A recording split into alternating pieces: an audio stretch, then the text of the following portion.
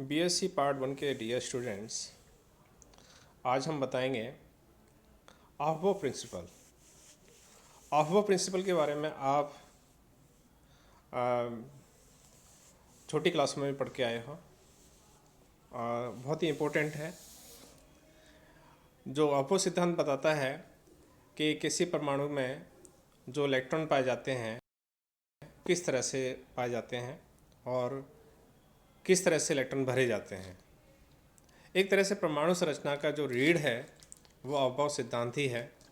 इसके आधार पर हम निर्धारित कर देते हैं कि कौन सा इलेक्ट्रॉन कहाँ पर होगा, क्या उसकी स्थिति होगी, कौन से ऑर्बिटल में पाया जाएगा, कौन से ऑर्बिट में होगा, ये सब निर्धारित अफबो सिद्धांत करता है। तो अफबो सिद्धांत कहता है कि इलेक्ट्रॉन जब भरे जाते हैं किसी परमाणु के अंतर्गत तो वो उसके इंक्रीजिंग ऑर्डर में भरे जाते हैं। जो ऑर्बिटल होते हैं वो इंक्रीजिंग ऑर्डर में अफबो बताता है कि इलेक्ट्रॉन जो भरे जाते हैं वो उनके इंक्रीजिंग ऑर्डर में भरे जाते हैं। तो यहाँ पर कौन लोअर एनर्जी वाला ऑर्बिटल होगा, कौन सा हाई एनर्जी वाला ऑर्बिटल होगा। जैसे कि हमने बता दिया था श्रोडिंगर इक्वेशंस में कि इलेक्ट्रॉन जो पाए जाते हैं वो ऑर्बिटल में पाए जाते हैं, और ऑर्बिटल की डिफाइन हमने किया था कि इलेक्ट्रॉन जहाँ 95% से अधिक पाए जाने की प्रायिकता हो वो स्पेस क्या कहलाता है, ऑर्बिटल कहलाता है। तो इस तरह से कौन से ऑर्बिटल में ये इलेक्ट्रॉन भरे जाएंगे ये कौन निर्धारित करता है, अफबो करता है। अफबो का जो नियम है वो निर्भर करता है n+L रूल पर, और n स्मॉल n है यहाँ पे।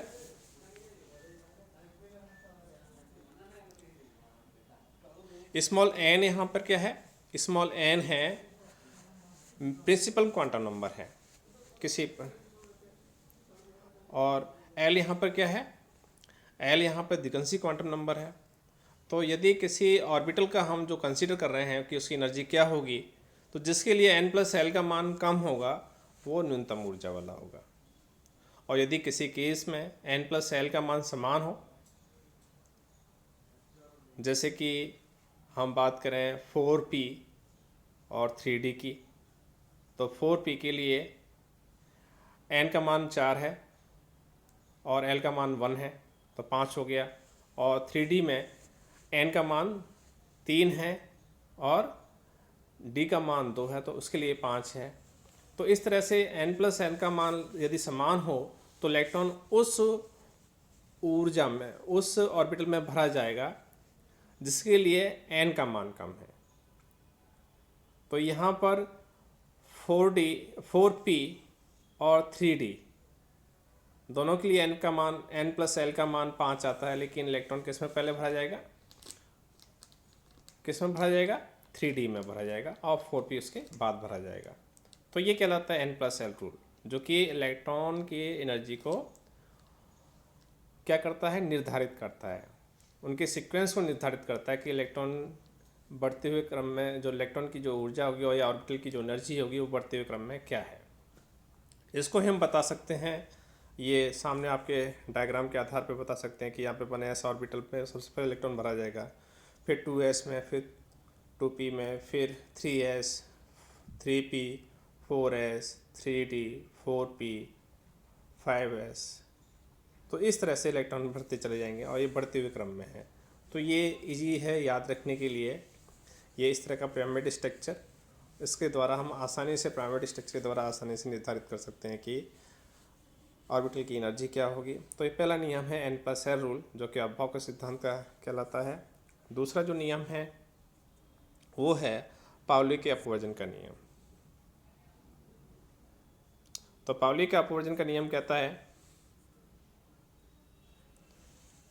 पाउली के अपवर्जन का नियम कहता है कि इलेक्ट्रॉन उन्हें एक ऑर्बिटल में मैक्सिमम 2 इलेक्ट्रॉन रह सकते हैं, वो भी अपोजिट स्पिन के। एक कक्षक में 2 इलेक्ट्रॉन भरे जा सकते हैं, वो भी अपोजिट स्पिन के। एक क्लॉकवाइज होगा तो दूसरा एंटी क्लॉकवाइज होगा। तो इस तरह से ये पाउली का नियम कहलाता है। इसका दूसरा स्टेटमेंट है कि किसी परमाणु के अंतर्गत किन्हीं 2 इलेक्ट्रॉनों के लिए चारों क्वांटम संख्याओं का मान समान नहीं हो सकता। तो ये पाउली के सिद्धांत कहलाता है, और इसमें ये बताता है कि एक ऑर्बिटल में मैक्सिमम 2 इलेक्ट्रॉन रह सकते हैं, वो भी अपोजिट स्पिन के। दूसरा नियम है हुंड के बहुलकता का नियम, हुंड्स मल्टीप्लिसिटी रूल। ये कहता है कि यदि किसी परमाणु में इलेक्ट्रॉन भरे जाते हैं तो इलेक्ट्रॉन भरते समय यदि समान ऊर्जा वाले कक्षक हैं, जैसे कि हम बात करें पी ऑर्बिटल हैं, पी के 3 ऑर्बिटल के समान ऊर्जा वाले होते हैं, डी जनरेट होते हैं, P X, P Y, P Z, इनकी तीनों की एनर्जी बराबर होती है। ऐसे ही डी के 5 ऑर्बिटल हैं, उन पांचों की एनर्जी भी बराबर होती है। ऐसे ही एफ के 7 ऑर्बिटल, इनके सातों की एनर्जी बराबर होती है। तो इलेक्ट्रॉन कैसे भरे जाएंगे? क्या सभी जैसे पहले पी के 3 ऑर्बिटल हैं तक क्या सब में पहले में 1-2 भरे जाएंगे, दूसरे में 2 भरे जाएंगे? ऐसा नहीं है। तो हुंड कहता है यदि समान ऊर्जा वाले कक्षक हैं तो सबसे पहले सब में एक एक इलेक्ट्रॉन भरा जाएगा। उसके बाद क्या होगा? पेयरिंग होगी। तो ये कहलाता है हुंड का मैक्सिमम मल्टीप्लिसिटी रूल।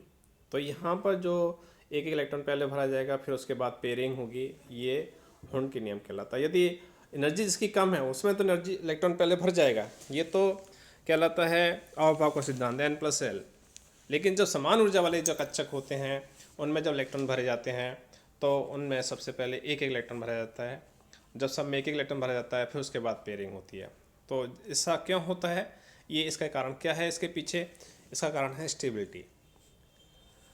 तो इसके आधार पर हम इन परमाणुओं की स्टेबिलिटी की व्याख्या कर सकते हैं कि कौन सा ज़्यादा अधिक स्टेबल होगा इसके आधार पर। तो ये कहलाता है हुंड की बहुलकता का नियम। आगे इनकी कुछ एप्लीकेशन है,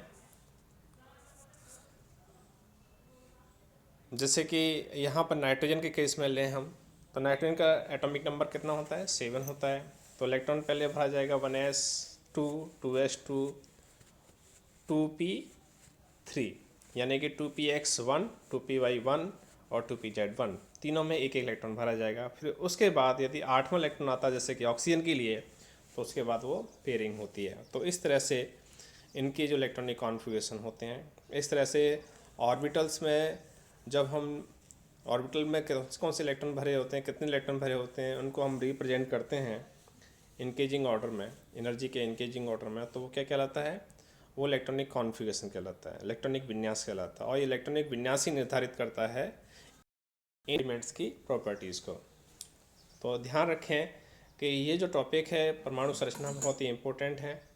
परमाणु संरचना के आधार पर ही हम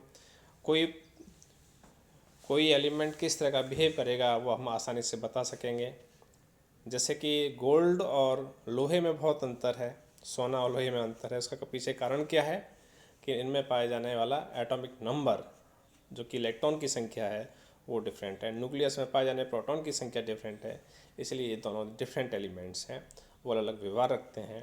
तो इलेक्ट्रॉनिक कॉन्फ़िगरेशन है वो ही निर्धारित करता है इनकी प्रॉपर्टीज़ को। तो ध्यान रखें, इलेक्ट्रॉनिक प्रॉपर्टीज, इलेक्ट्रॉनिक कॉन्फ़िगरेशन हम पढ़ेंगे नेक्स्ट लेक्चर के अंतर्गत, जो कि इम्पोर्टेंट है। और थैंक यू फॉर लिसनिंग।